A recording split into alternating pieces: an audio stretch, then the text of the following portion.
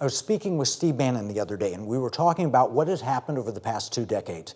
It really has been a Trading Places moment. You remember Trading Places, the movie? It was a funny film from the 1980s starring Eddie Murphy and Dan Aykroyd. The premise was that 2 out-of-power guys could make themselves rich while making 2 other rich guys poor for a $1 bet. Here's a clip that shows just how that turned out. Happy New Year! Winthrop, Valentine, Hey, how'd you make out today? how could you do this to us after everything we've done for you? Oh, see, I made Lewis a bet here. Lewis bet me that we couldn't both get rich and put you on the poorhouse at the same time. He didn't think we could do it. I won. I lost. $1. Thank you, Lewis. After you. Certainly. That's quite the story. The sad part is that we've watched it happen for real over the past couple of decades. Join me in the Economic War Room where I will explain how the Chinese Communist Party has pulled the Trading Places switch on us. More importantly, we'll show you just what you can do about it. In the 1990s, the Chinese Communist Party began a program to capture American politicians and business elite. They've since expanded to taking over universities, the media, and even Hollywood. The strategy that they used is summed up in a book published by the People's Liberation Army in 1999. The title is Unrestricted Warfare. It really is China's master plan to trade places with America, making them rich while making us poor. For most of the past 2 decades, we were told that China was our friend, a would-be capitalist nation with more economic freedom than we enjoy.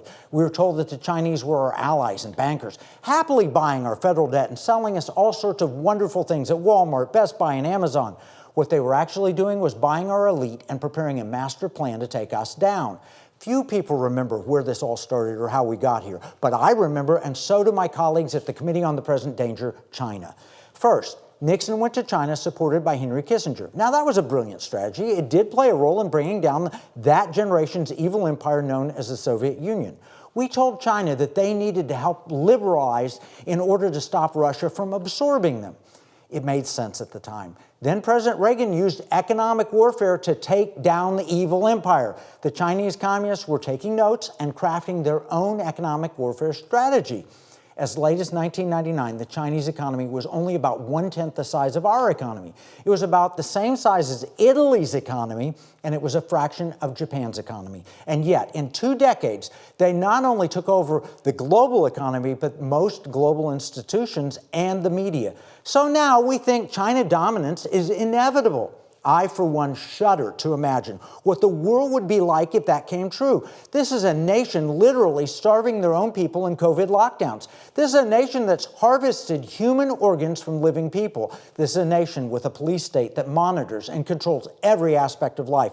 They had a one-child policy resulting in forced abortion of largely female babies. They implemented social credit scores to control everyone, everywhere. This is a nation that may have unleashed a deadly virus on the world after possibly developing it in a biowarfare lab. The impact on our economy has been a loss of $12.5 trillion globally, according to the IMF, with more than 6.2 million people dead worldwide, according to the World Health Organization. We've truly witnessed a Trading Places moment from COVID alone, and that's just a small piece of a much larger puzzle. Let's walk through the history a bit, starting with illegal campaign contributions to the Clinton campaign in 1996. Now, that's not rumor. It's not innuendo. We're so numb to the claims of Russia, Russia, Russia collusion. But the facts are the Clintons did illegally receive donations from the Chinese 25 years ago. The Chinese were caught. People went to prison. It was reported in the Washington Post and the New York Times. This is not disinformation. But I doubt you've heard anything about it in more than 20 years. Why? Maybe it's the influence buying of the Chinese Communist Party that's proven highly effective. They bought and paid for the narrative, and they've done it with your money. And that's what I was talking with Steve Bannon about. This is economic warfare at a grand scale. The lie of Chinese inevitable dominance now controls Washington, D.C. politicians and Wall Street alike. But their central planning system is not better. Their companies are not better. It's all a lie, but it's a lie that may destroy us. It was the Clintons for sure. And it continues with the Bidens. Anyone who's seen The Laptop from Hell knows that. But Republicans are just as guilty. It was the George W. Bush administration that launched the China myth.